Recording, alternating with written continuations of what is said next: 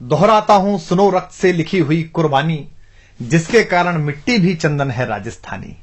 इतिहास में एक प्रसंग है कि पहली बात तो किसी के 2 घंटे की फिल्म बना देने से, किसकी एक कहानी लिख देने से, किसके कुछ अंश कर देने से जो राजस्थान का, राजपूताने का जो गौरवशाली इतिहास है, उसकी एक कण भी प्रभावित नहीं हो सकती, बशर्ते कि हम सही इतिहास पीढ़ियों को बताते रहें। तो मुझे अब स्मरण आ रही है, मैं आप लोगों को सुना देता हूं।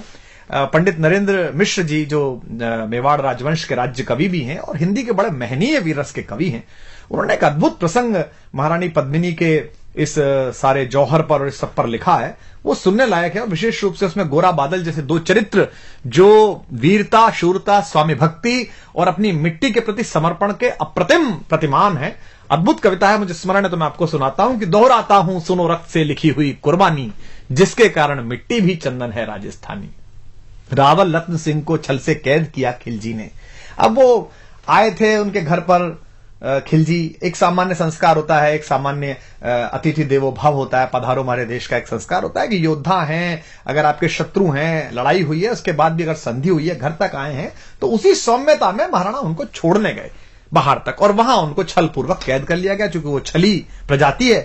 तो अब इसको महाराणा वहां कैद हैं और यहां अब ये प्रसंग है कि दोहराता हूं सुनो रक्त से लिखी हुई कुर्बानी, जिसके कारण मिट्टी भी चंदन है राजस्थानी। रावल रत्न सिंह को छल से कैद किया खिलजी ने, कालजयी मित्रों से मिलकर दगा किया खिलजी ने। खिलजी का चित्तौड़ दुर्ग में एक संदेशा आया, जिसको सुनकर शक्त शौर्य पर फिर अंधियारा छाया। 10 दिन के भीतर न पद्मिनी का डोला यदि आया, यदि न रूप की रानी को तुमने दिल्ली पहुंचाया, तो फिर राणा रत्न सिंह का शीश कटा पाओगे और शाही शर्त न मानी तो फिर पीछे पछताओगे।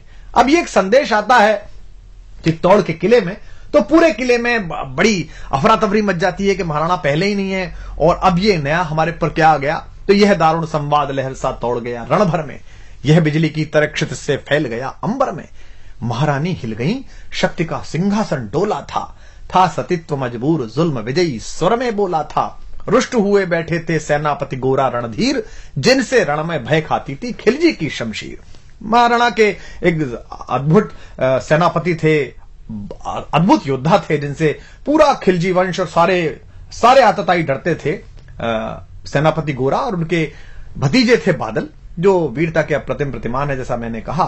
तो जब ये प्रसंग तय हुआ कि महारानी पद्मिनी को शीशे में दिखा दिया जाएगा और ये सब हुआ, इतिहास में ये प्रसंग है और नरेंद्र मिश्र जी ने अपनी कविता में लिखा है, तो इस बात पर वो नाराज हो गए। उन्होंने कहा कि मैं सेनापति हूं, मेरा बोलने का अधिकार नहीं, पर यह संभव नहीं है, कोई व्यक्ति ऐसे भी क्यों देखे। तो राणा रतन सिंह ने सुनते हैं कहा है कि तुम राजनीति नहीं जानते हो, हर समय तलवार निकाल लेते हो, चलो। तो वो नाराज हो गए और वो किला छोड़कर चले गए। तो ये था कि जिससे रण में भय खाती थी खिलजी की शमशीर, रुष्ट हुए बैठे थे सेनापति गोरा रणधीर। अन्य अनेकों मेवाड़ी योद्धागढ़ छोड़ गए थे, रत्न सिंह की संधि नीति से नाता तोड़ गए थे। पर रानी ने प्रथम वीर गोरा को खोज निकाला, वन वन भटक रहा था मन में तिरस्कार की ज्वाला। यह लोकश्रुति है कि महारानी स्वयं घोड़े पर सवार होकर अपनी अंगरक्षिकाओं को लेकर, कोई विश्वस्त साथियों को लेकर जंगल जंगल गई और एक जगह पर उन्हें एक पेड़ के नीचे सेनापति गोरा तलवार लिए मिल गए। तो वहां उनसे उन्होंने बात की। पर रानी ने प्रथम वीर गोरा को खोज निकाला, वन वन भटक रहा था मन में तिरस्कार की ज्वाला। गोरा से पद्मिनी ने खिलजी का पैगाम सुनाया, गोरा को पद्मिनी ने खिलजी का पैगाम सुनाया, मगर वीरता का अपमानित ज्वार नहीं मिट पाया। बोला मैं तो बहुत तुच्छ हूं, राजनीति क्या जानूं। अव्यंग में कहता है कष्ट में है, दुख में है, पूरी परंपरा, पूरा वंश उसने सेवा में लगाया मेवाड़ राजवंश के और वहां से अपमानित होकर लौटा है, तो कष्ट में है। तो सेनापति कहता है कि बोला मैं तो बहुत तुच्छ हूं, राजनीति क्या जानूं, निर्वासित हूं राज मुकुट की हट कैसे पहचानूं। बोली पद्मिनी समय नहीं है वीर क्रोध करने का, अगर धरा की आन मिट गई घाव नहीं भरने का। दिल्ली गई पद्मिनी तो फिर पीछे पछताओगे, जीते जी रजपूती कुल को दाग लगा जाओगे। राणा ने जो किया कहा वह माफ करो सेनानी, यह कह गोरा के चरणों पर झुकी पद्मिनी रानी। अब पद्मिनी, महारानी पद्मिनी, मेवाड़ राजवंश की आभा, मेवाड़ राजवंश की ज्योति, वो सेनापति को प्रणाम कर रही है चरणों में झुक के। ये क्या दृश्य है ये क्या करती हो। गोरा पीछे हट बोला और रजपूती गरिमा का फिर धधक उठा था शोला। महारानी हो तुम सिसोदिया कुल की जगदम्बा हो, प्राण प्रतिष्ठा एक लिंग की ज्योति अग्निगंधा हो। किन शब्दों से सम्मानित कर रहा है महारानी को। वो उस समय कैसी स्थिति रही होगी महारानी की कि पति कैद में है, यहां जंगल में हूं, लेकिन वो उनको बता रहा है कि आप कौन हो।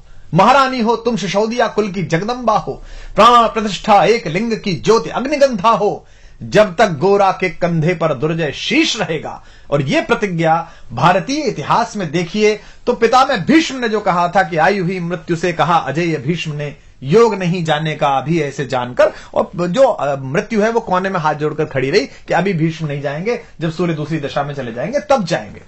लेकिन यह दूसरी बार हो रहा है कि मृत्यु से वो कह रहे, कहते हैं कि जब तक गोरा के कंधे पर दुर्जय शीश रहेगा, महाकाल से भी राणा का मस्तक नहीं कटेगा। तुम निश्चिंत रहो महलों में देखो समर भवानी, और खिलजी देखेगा केसरिया तलवारों का पानी। खिलजी देखेगा केसरिया तलवारों का पानी। राणा के सकुशल आने तक गोरा नहीं मरेगा, एक पहर तक सिर कटने पर भी धड़ युद्ध करेगा। एक लिंग की शपथ, महाराणा वापस आएंगे, महाप्रलय के घोर प्रबंजन भी न रोक पाएंगे। शब्द शब्द मेवाड़ी सेनापति का था तूफानी, और शंकर के डमरू में जैसे जागी वीर भवानी, जिसके कारण मिट्टी भी चंदन है राजस्थानी। दोहराता हूं सुनो रक्त से लिखी हुई कुर्बानी। अब ये शक्ति, शौर्य और कूटनीति और सजगता का एक अद्भुत तालमेल है और ऐतिहासिक प्रसंग है कि किस तरीके से बुद्धि का प्रयोग किया है, शक्ति का प्रयोग किया है, शालीनता का प्रयोग किया है, अपनी स्वामी भक्ति का प्रयोग किया है, अपनी मनुष्यता का प्रयोग किया है, और इन सबको मिलाकर इतिहास का एक ऐसा गुलदस्ता बना दिया है जो शायद विश्व के इतिहास में कहीं नहीं मिलता। तो जिसके कारण मिट्टी भी चंदन है राजस्थानी। तो लिखते हैं नरेंद्र मिश्र जी के, खिलजी मचला था पानी में आग लगा देने को, पर पानी प्यासा बैठा था ज्वाला पी लेने को। गोरा का आदेश हुआ सज गए 700 डोले, योजना बनी कि भाई आएंगे पद्मिनी, चलो ठीक है। अब कैसे आएंगी? तो 700 डोले सजाए गए, हर डोले में एक मेवाड़ी वीर बैठा, 4 कहार, 5 लोगों की एक पालकी, और अपने 700 सहेलियों के साथ आएंगी। तुरंत तैयार हो गया खिलजी के, ये तो बहुत अच्छा है, ऐसा इतिहास में है और वो भी लिखते हैं। तो अब किस तरीके से इसको किया है, इस पूरे प्रसंग को देखिए कि गोरा का आदेश हुआ सज गए 700 डोले, और बांकुरे बादल से गोरा सेनापति बोले खबर भेज दो, खिलजी पर पद्मिनी स्वयं आती है, अन्य 700 सखियां भी वो संग लिए आती है। स्वयं पद्मिनी ने बादल का कुमकुम तिलक किया था, दिल पर पत्थर रखकर भीगी आंखों से विदा किया था। एक युवा तेजस्वी योद्धा और मातृवत मां पद्मिनी ने जब उसे विदा किया होगा, दृश्य देखिए। और 700 सैनिक जो यम से भी भिड़ सकते थे, हर सैनिक सेनापति था, लाखों से लड़ सकते थे, एक एक कर बैठ गए, सज गई डोलियां पल में, मर मिटने की होड़ लग गई मेवाड़ी दल में, मर मिटने की होड़ लग गई थी मेवाड़ी दल में। हर डोली में एक वीर था, 4 उठाने वाले, 5 ही शंकर के गण की तरह समरमत वाले, 5 ही अपने आप में अद्भुत थे। बजा कूच शंख सैनिकों ने जयकारी लगाई, हर हर महादेव की ध्वनि से दशों दिशा लहराई। गोरा बादल के अंतस में जगी ज्योति की रेखा, मातृभूमि चित्तौड़ दुर्ग की ओर फिर जी भर कर देखा, मातृभूमि चित्तौड़ दुर्ग को फिर जी भर कर देखा। कर अंतिम प्रणाम घोड़ों पर चढ़े सुभग अभिमानी। उन्हें पता है कि वो जहां जा रहे हैं वहां से जीवित वापस आना बहुत मुश्किल है। कर अंतिम प्रणाम घोड़ों पर चढ़े सुभट अभिमानी, देशभक्ति की निकल पड़े लिखने को अमर कहानी, जिसके कारण मिट्टी भी चंदन है राजस्थानी। दोहराता हूं सुनो रक्त से लिखी हुई कुर्बानी। जा पहुंचे डोलियां एक दिन खिलजी की सरहद में, उधर दूत भी जा पहुंचा खिलजी के रंग महल में। बोला शहंशाह पद्मिनी मलिका बनने आई है, रानी अपने साथ हुस्न की कलियां भी लाई है। एक मगर फरियाद फकत उसकी पूरी करवा दो, राणा रतन सिंह से केवल एक बार मिलवा दो। खिलजी उछल पड़ा यह कह फौरन हुक्म दिया था, खिलजी उछल पड़ा यह कह फौरन हुक्म दिया था। बड़े शौक से मिलने का सही फरमान दिया था, बस एक बार भेंट करना चाहती हैं। अब भेंट में क्या था कि महारानी के डोले में कविता कहती है कि एक लोहार बैठा हुआ था और साथ में ये गए थे सेनापति जी, ताकि वो बेड़िया काट सके। वह शाही फरमान दूत ने गोरा तक पहुंचाया। गोरा झूम उठे, क्षण बादल को पास बुलाया। बोले बेटा वक्त आ गया अब कट मरने का, बोले बेटा वक्त आ गया है अब कट मरने का। मातृभूमि मेवाड़ दरा का दूध सफल करने का। यह लोहार पद्मिनी भेष में बंदी ग्रह जाएगा, केवल 10 डोलियां लिए गोरा पीछे धाएगा। यह बंधन काटेगा, हम राणा को मुक्त करेंगे। घुड़सवार कुछ उधर आगे की ही तैयार रहेंगे। जैसे ही राणा आए वे सब आंधी बन जाएं और उन्हें चित्तौड़ दुर्ग पर वे सकुशल पहुंचाएं। अब आप तैयारी देखिए कि कितनी कठिन, पूरी सेना खिलजी की और ये चंद लोग, और उसके बाद भी अपने महाराज को, महाराणा को किस तरह मुक्त कराने के लिए क्या संकल्प है कि उन्हें चित्तौड़ दुर्ग तक वे सकुशल पहुंचाएं। अगर भेद खुल गया वीर तो पल की देर न करना, और शाही सेना पहुंचे तो बढ़कर रण करना, और शाही सेना आ पहुंचे तो बढ़कर रण करना।